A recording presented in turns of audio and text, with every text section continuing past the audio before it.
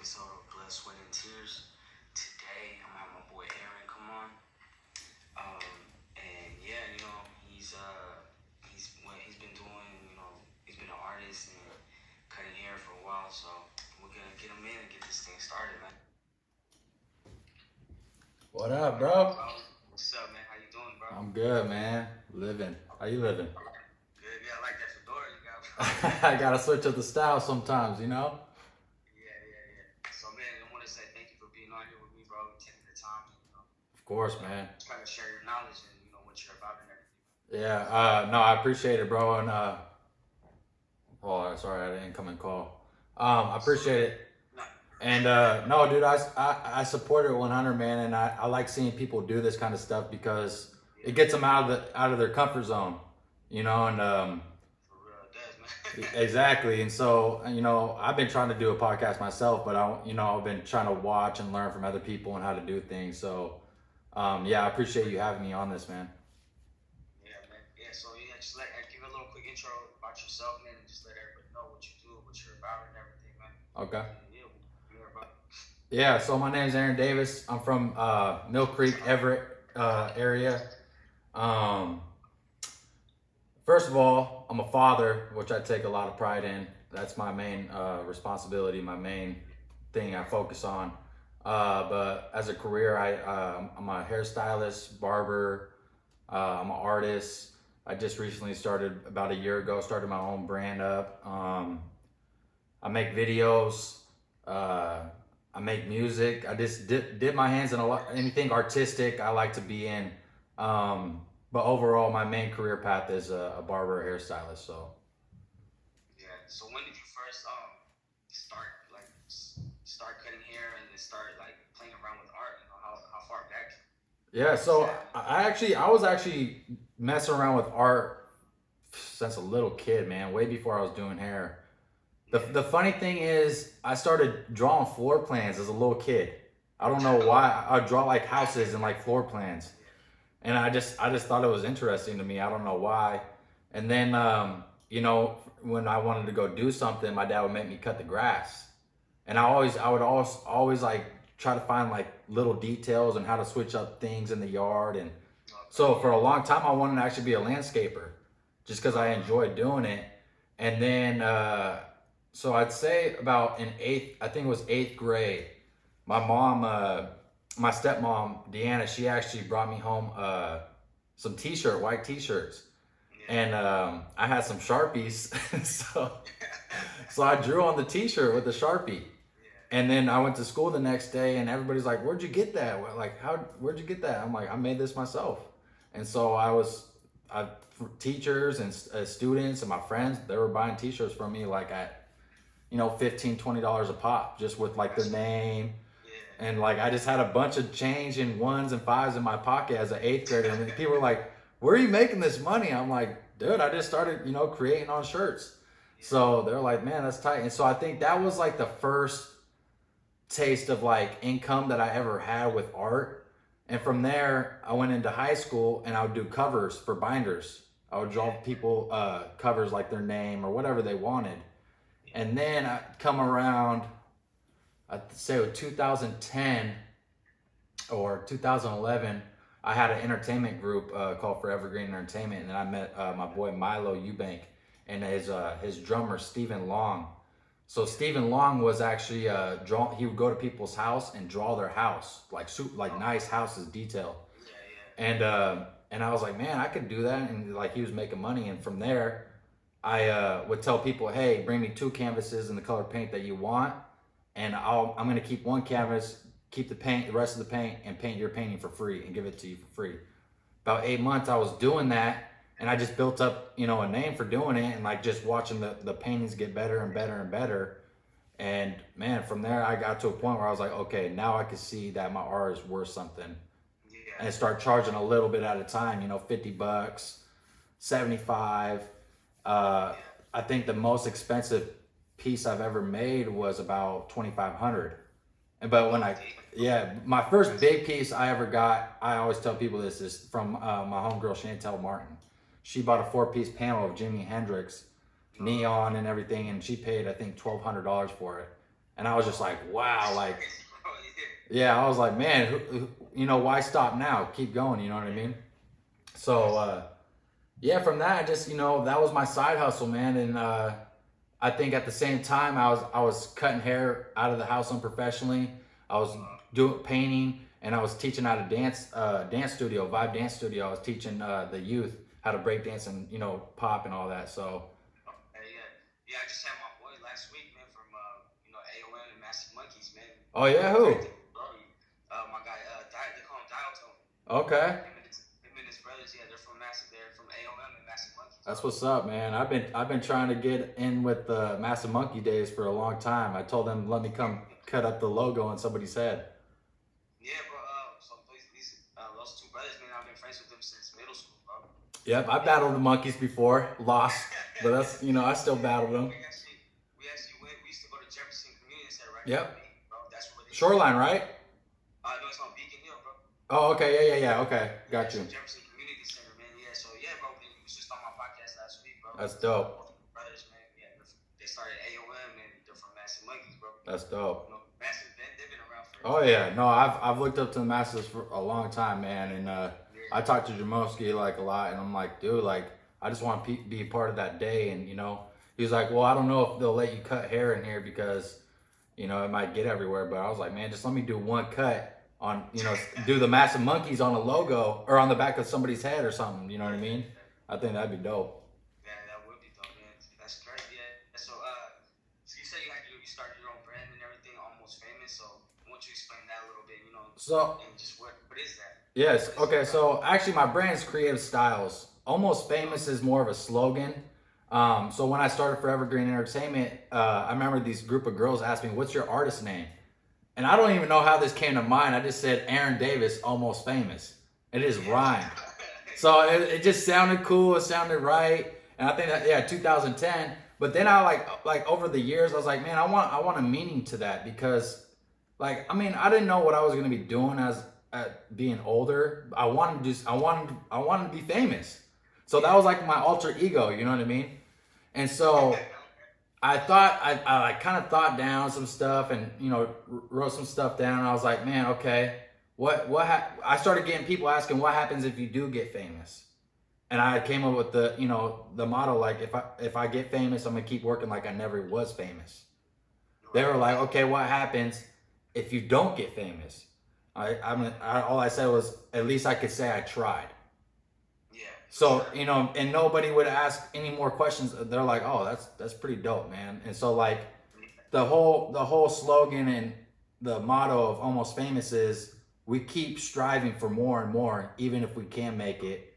And if we don't make it, as at least we could say we tried, you know, Yeah, and we exactly. gave it all our all. So Yeah, that's what I was kind of talking to my boy about last week too, man. Because it's just easy. Like he said, man, you gotta put yourself out there. you Because do. you might not know that you end up being good at something. It's Exactly. like you won't know until you put yourself out there and just actually kind of put that effort. That's real, bro. And it's Just try it. Just do your best to get to where you want to get to. exactly. And faith will take you a long way, man. And I tell everybody, if you don't believe in yourself, who will?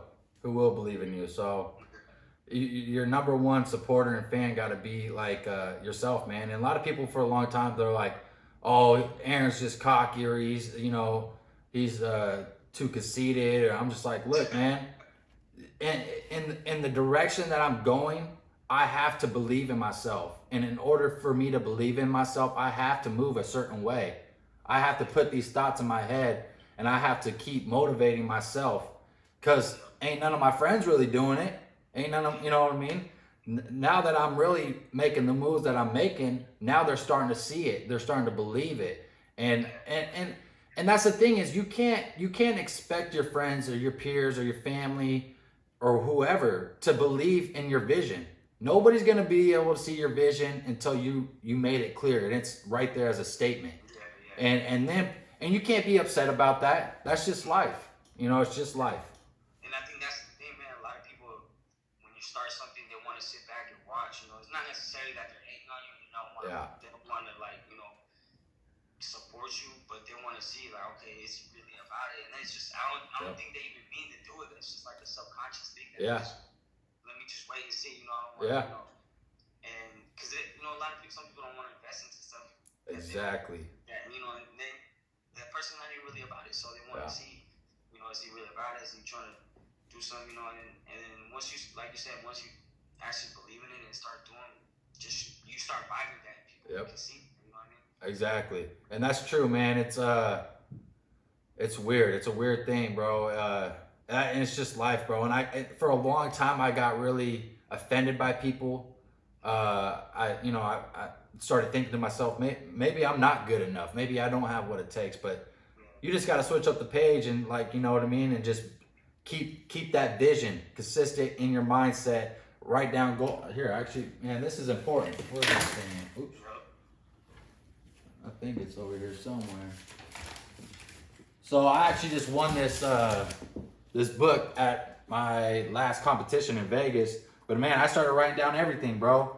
My goals, how much I put the money I put in my merchandise, songs I want to make videos to, goals I want to have by 30 years old. Like, just little things in life, man.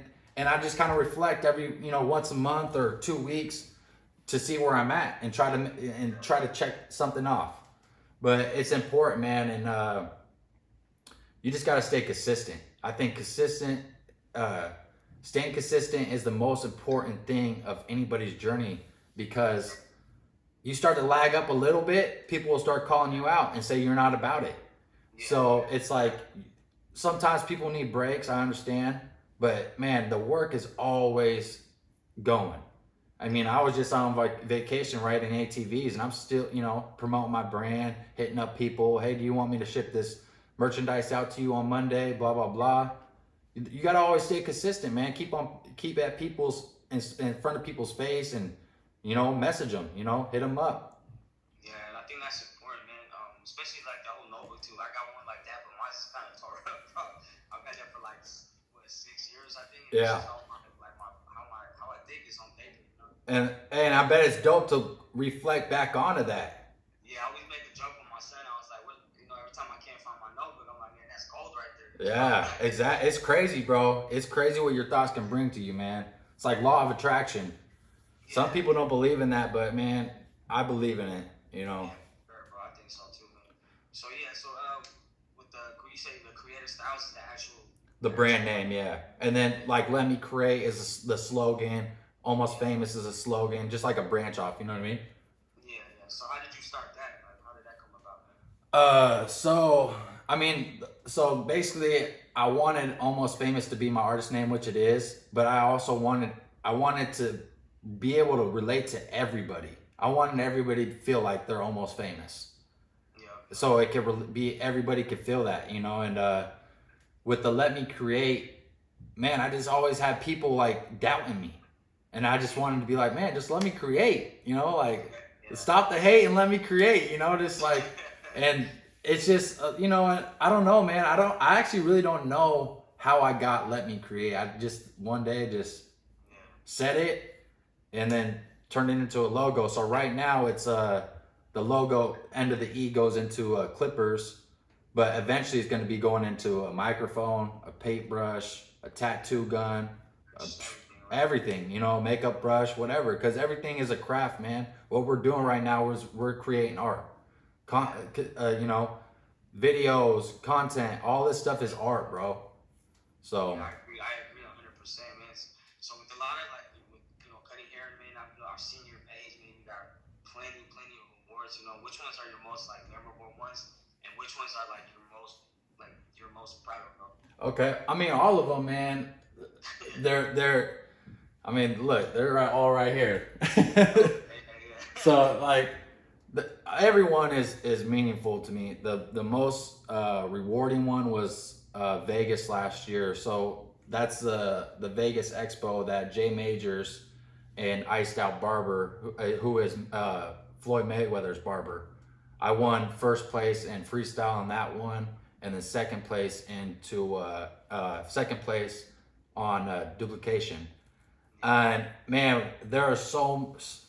I got off stage for the first competition and I was looking at everybody. I was like, ooh, this one's gonna be tough. and they called third place for freestyle, and they didn't say my name. I'm like, damn.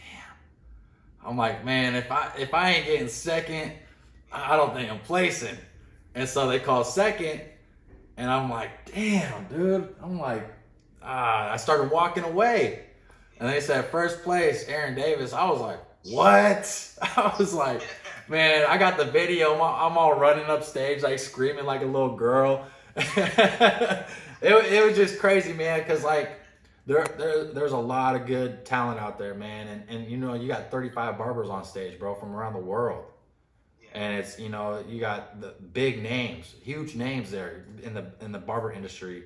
You know, they've had Rick Ross pull up. They had Mayweather there, and so it's you know, a lot of people don't understand how big the barber industry is growing, because you got celebrity barbers, you have people that are like really well known, and so that was super dope. And then I got second place at the same competition. And then my boy Nico, shout out to Nico in the East Side. He won first place in duplication. He got a nice chain and everything, and then my most recent accomplishment was the Bablis and Jay Majors award. So they did a submission video that you got to submit a 1-minute video explaining why you should be flown out to Connecticut, VIP, paid for, hotel paid for, hang out with Bablis. And that's like, you know, very well-known artist. You got Rob the Original. I'm sure you've seen him, his work. He does assault art. They got their own clippers, right? Yeah. It's a bunch of dope artists, man. So basically, you had to submit a 1-minute video and explain why you should be flown out there. And so I did that. Me and my guy Armando, Colors Media. Man, we put a video together in 6 days, and man, we won. But the crazy thing is, when I saw the video, them telling like, hey, this is a competition, submit your video, in my gut, I knew I was gonna win. I just knew it. I was like, man, this was made for us. So not only did we win out of 33 barbers, but we won out of 33 videographers. And I told my camera guy, I'm like, dude, you should be very proud of yourself, bro, because this isn't just me. This is your work too, you know? And so, yeah, man. So I'll be flying out and I'll be performing on stage with Bablis. And I was going to go anyway to compete. But now I'm on the big boy stage and I'll be, you know, demonstrating the cut or doing whatever. So that's something that's why I started competing and started teaching, is to build my name, to be a part of Bablis, which I'm not a part of them, but I'm gonna be like, yo, man, what's up with the contract? You know what I mean? But it's giving me an opportunity to get to the big boys. Yeah, and sometimes you gotta create those opportunities for yourself, and you can't just sit around waiting for somebody to just hand you like, oh yeah, exactly. We liking this shit, like here you go. Yeah. Like you gotta put yourself out there, man. You have to create that. You really do, man, and it's crazy because, like you said, investing, man. I've invested so much money into these competitions. I mean, not to even brag about it. I think I did the numbers, and it was about 10 to 12,000 this last year that I invested just in competing, and then let alone, you know, videos. I got 6,000 to 7,000 in videos. So it's, you know, everybody sees the glamour, winning the awards and everything, but they don't really know it's a lot of work, man. I get tired packing my bags to go to the airport. You know what I mean? It's all work. You know, it's all work. Yeah, we have fun out there, and you know, we celebrate even if we lose.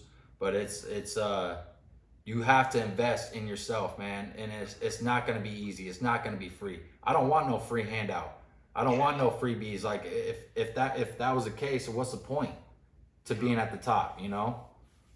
Yeah, that's kind of like how I be feeling too, man. Like, you know, sometimes the grind gets a little difficult, but you know, I probably wouldn't have it any other way. Like, exactly. But that's what builds you. That's what makes you like stronger. It makes you want to like push more. You know what I mean? It's just a little too easy. Exactly, bro. Hey, and one of my favorite things that Nipsey Hussle ever said, man, it was crazy too. It was kind of like epiphany, or like how it happened. I was like starting to get overwhelmed. I was getting really overwhelmed because I was doing so many things. I couldn't focus. And I watched this interview, I swear, like 2 hours later, and Nipsey Hussle said, the day that you start getting uncomfortable doing what you're doing is meaning growth.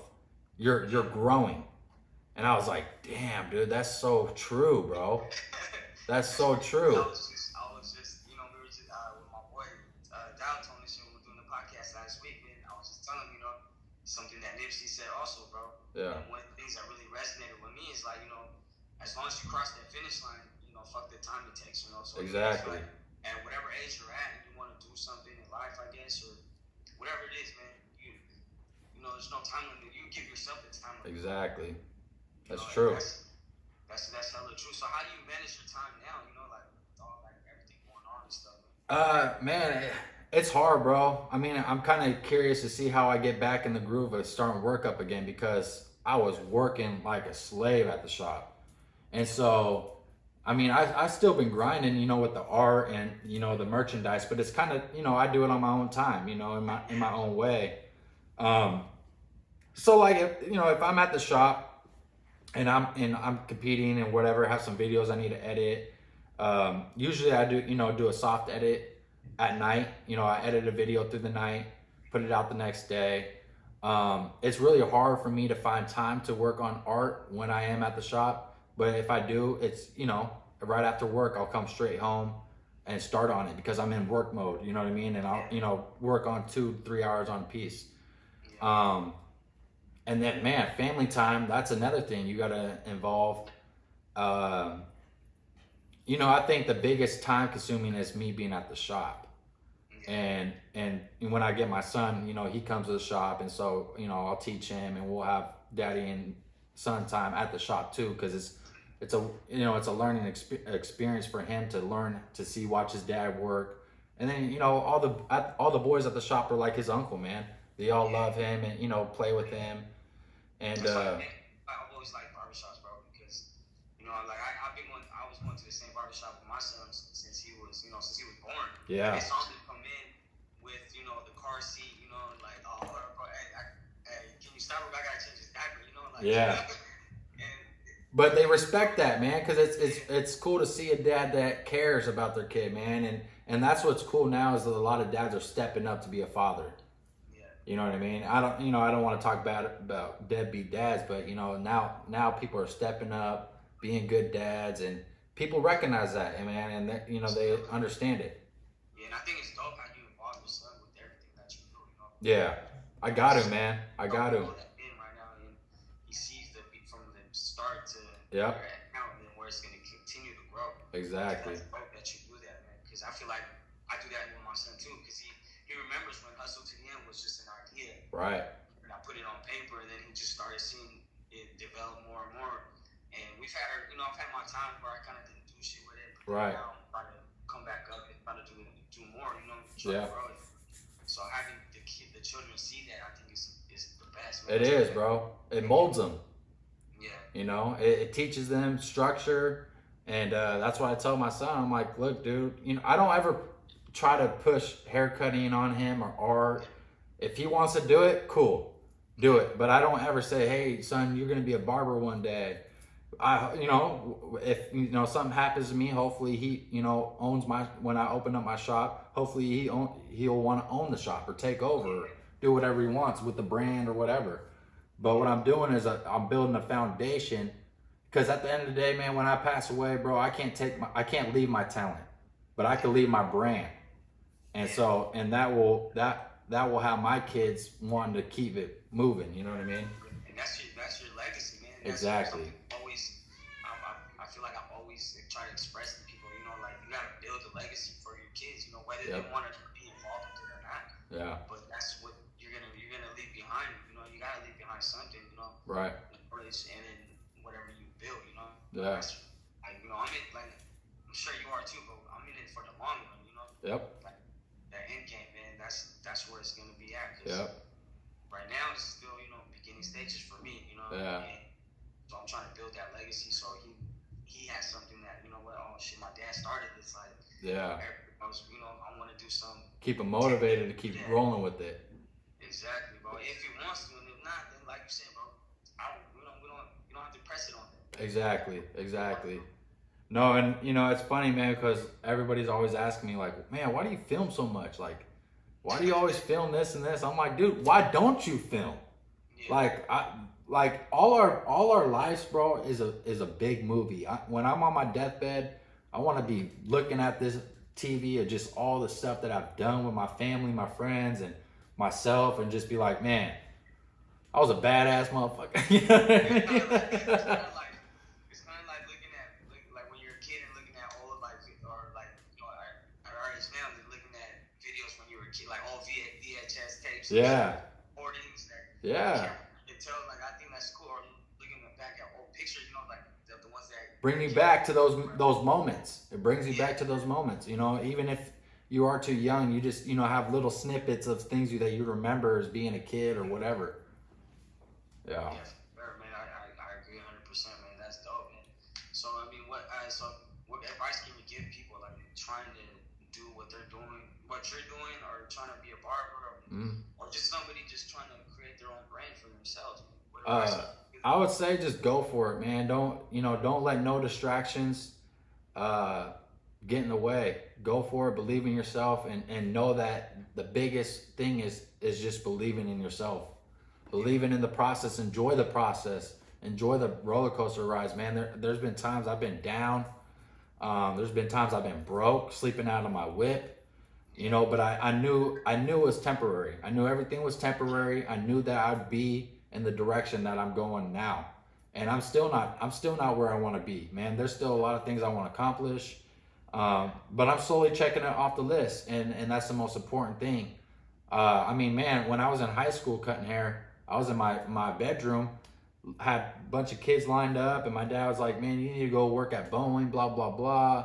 He's kind of, old school, and he does fabrication and as a contractor and does construction. And I'm like, Dad, I'm an artist, man. And now he's 50% on my business. You know what I mean? So it's just like, it might take a little bit of time for someone else to see the vision, but it's possible, man. And people, if you stick to it, I think that's why, my brand's building so quick, is because I've been so consistent. People don't have a choice but to support it. Yeah. You know what I mean? They can't say like, oh yeah, this is just a temporary thing, man. Even as a little kid, when I was doing those shirts, drawing on the shirts, I knew I was gonna have a brand. Yeah. You know what I mean? So it's like, it's the vision. Make sure that vision is straight, tunnel vision on what you want to succeed in life, and who you want to be. And another thing, who you want to be. The only person you should be is yourself. Be yourself. Don't be trying to be like nobody else. If you want to pick up game, soak it up. Nipsey Hussle was one of my biggest motivations, man, just because his vision, his commitment to his brand, and how he moved. It was just unique to me. It was very rare. There's a lot of things I don't relate to Nipsey, but as an entrepreneur, as a businessman, as a father, a go-getter, I could see his vision, and it motivated me to do things certain ways that I do it. Yeah, and I'm like you too, bro. Like Nipsey was one of the people that like I would listen to his music, and just boom, my mentality would change. Yeah. It's like if I was down, I'd bump some Nipsey, and like just get in, And one of the things I've loved, like my favorite things about him, bro. But what I love about him is that even though where he came from, man, his story is right there where he was from, bro. Exactly. And he never, he got famous and got rich, but he never pushed them away. Exactly. I mean, the dude died in his own parking lot store, man. So, that says a lot right there. It's like, and that's the thing, bro. Home is where the hate is. I don't care what anybody says, and where you're at, where you're at, you're gonna have a lot of doubt from a lot of people that know you, because they cannot see you as being more than who you are. Yeah. And if I've seen friends move out to different states, and they blow up faster out there because nobody knows who they are, but they have this alter ego that they're blowing up or famous or whatever, and it's crazy, man. And just the way people think, the mind process, it's wild. Yeah, man. Yeah, that's interesting to say. I've never, I've seen people, like I hear Yeah. I don't know if I could ever move out of Washington, bro. Same here. You know what I mean? Maybe for like a year or two, you know. Yeah, yeah. But I mean, this is my home. Yeah, exactly. Yeah. When I fly back on the plane, dude, I could just tell. All right, that's Washington State line right there. You know what I mean? So no, yeah, it's. man, I want to thank you for being on this podcast, bro. Thank you, bro. Thank you, man. It was, every time I talk to you or like anybody else that's doing, trying to get, I guess an entrepreneur, Yeah. just trying to do something, to better themselves, man. It just always puts me in a better mood, Yeah, because you relate to it. Yeah, it makes me want to just go out there and keep running like that. Yeah, and this is what more of entrepreneurs need to be doing is just telling story, talking, relating, and different views and whatever, man. We'll grow together. And that's the thing is I don't want to grow. I don't want to be at the top by myself, man, because that ain't a leader. A leader is bringing everybody to the top with you. And that's what I want to be. It ain't about me no more. Maybe when I was 20, 21, stubborn and arrogant, like that's probably my mindset then. But like 29, man, I want the team on the boats, on the jet skis, and traveling and having fun, man, and living life to the fullest, bro. And that's why I tell people that don't even know me, like that talk bad about me, like dude, like it's okay. Hate me all you want, bro, because it's clear that you don't even know who I am. Exactly. I agree with you 100%, bro. Yeah. Like that's exactly where my mentality is at too. I want to bring everybody up with me, man. We all win together. Yep. I don't like having those situations where it's like, I'm only getting a benefit out of this. Right. I'm trying to. It's a win-win situation. Exactly. I want to create, So I want to thank you, bro, and just let everybody know where they can follow you. Okay. Social media or wherever. So Facebook, Aaron Davis. Instagram, Mr. MR, just the UKNOW. YouTube, I don't even know what my YouTube channel is. I think it's like Aaron Davis, Almost Famous or something. That's my main platforms that I use. I got TikTok and stuff, but they'll all find that on Instagram and my main focus is Instagram and Facebook. So. Yeah, well, all right, and then if anybody wants to hit me up for advice or anything, man, feel free, bro. I'm down to help anybody out, inspire anybody, or even just learn something from any of you guys. So let me know. Sure. Yeah, man. So thank you, bro. I'll try to get you on the podcast maybe later down the road, see where you're at. Cool. Just we go from there, man. But thank you again, bro. Appreciate it. Hey, yeah, I appreciate. Hey, hit me up sometime soon, bro. Yeah. All right. For sure, man. I got you, bro. All right, peace.